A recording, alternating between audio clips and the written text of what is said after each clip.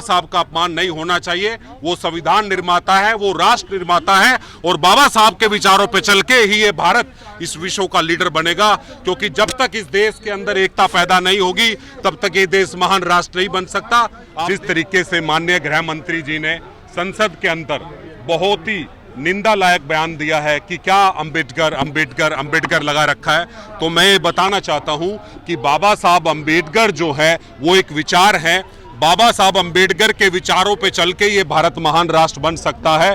बाबा साहब का अगर अपमान अगर कोई व्यक्ति करेगा तो इस देश का जो दलित है, महिलाएं हैं, पिछड़े हैं, आदिवासी है, भारत ही नहीं पूरी दुनिया में आज बाबा साहब अंबेडकर को मानने वाले लोग हैं। 14 अप्रैल को हर वर्ष पूरी दुनिया में यूएनओ उनके जन्म दिवस के उपलक्ष्य में national equality day international equality day मनाता है। का घोर अपमान किया है, उनको संसद में और देश की जनता के बीच में माफी मांगना चाहिए। नहीं तो इस देश में जन्मे बाबा साहब डॉक्टर अंबेडकर, जिनको सिंबल ऑफ नॉलेज के तौर पर पूरी दुनिया जानती है, बहुत भारी अपमान होगा भारत का। ऐसे व्यक्ति को संवैधानिक पद पे रहने का कोई अधिकार नहीं है। मैं यही कहना चाहता हूं। इसके लिए माननीय है अमित शाह जी, उन्हें माफी मांगना चाहिए बाबा साहब के प्रति और देश की जनता से कि उन्होंने जो शब्द अपनाया है वह घनघोर रूप से माफी के योग्य है। उन्होंने अगर अपमान नहीं किया तो ये क्या कहा है उन्होंने, उनके कहने का तात्पर्य क्या है?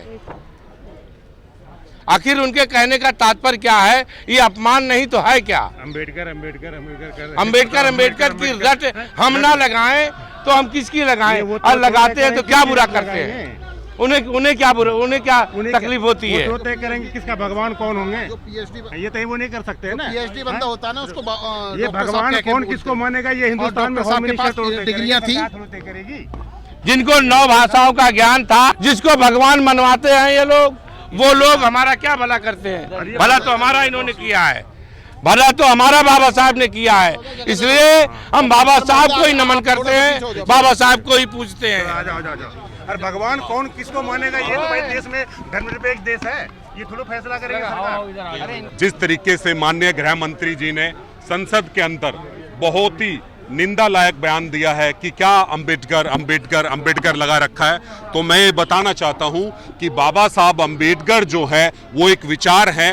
बाबा साहब अंबेडकर के विचारों पे चल के ये भारत महान राष्ट्र बन सकता है।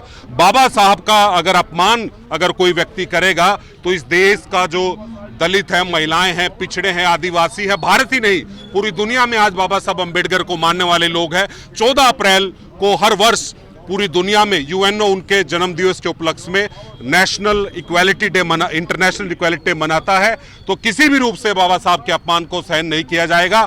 और जिस तरीके से अब ये ड्रामा किया जा रहा है कि क्या बोला गया है, तो ये सरासर गलत है। बाबा साहब के नाम के साथ खिलवाड़ नहीं होगा। और आप देख रहे हैं कि देश भर में जो है लोग सड़कों पे उतर गए हैं, तो बाबा साहब का अपमान नहीं होना चाहिए। वो संविधान निर्माता है, वो राष्ट्र निर्माता है और बाबा साहब के विचारों पे चल के ही ये भारत इस विश्व का लीडर बनेगा, क्योंकि जब तक इस देश के अंदर एकता पैदा नहीं होगी तब तक ये देश महान राष्ट्र नहीं बन सकता। आप देखते हैं कि ये गुलाम क्यों रहा ये देश इसलिए गुलाम रहा कि इस देश में कोई ऐसी शख्सियत नहीं थी जो इस देश को जातियों में बटा हुआ ये देश था। लेकिन बाबा साहब वो ऐसे व्यक्ति थे जिन्होंने एक ऐसा संविधान का निर्माण कराया जिससे इस देश के अंदर एकता हुई और आज भारत का डंका पूरी दुनिया में बज रहा है। तो मैं ये कहना चाहता हूं कि बाबा साहब के नाम को लेके कोई भी पार्टी, कोई भी नेता किसी भी तरीके का अगर बयान देगा तो सड़कों पे उतर के इस देश के जो मानवतावादी है, समतावादी है, न्यायवादी लोग हैं, वो उतर के विरोध प्रदर्शन करेंगे। तो हम ये चाहते हैं कि माननीय गृह मंत्री जी माफी मांगे और इस देश की जनता को आके कहे कि उन्होंने जो पार्लियामेंट के अंदर बयान दिया है उस पे वो माफी मांगते हैं। नेशनल दस्तक की आपसे गुजारिश है कि अगर इसको बचाना चाहते हैं तो नेशनल दस्तक को सब्सक्राइब करने के लिए रेड कलर के सब्सक्राइब बटन को दबाएं, फिर बेल आइकन की घंटी दबाएं। नेशनल दस्तक को बचाने के लिए बहुत जरूरी है कि हर खबर को शेयर करें, लाइक करें, कमेंट जरूर करें।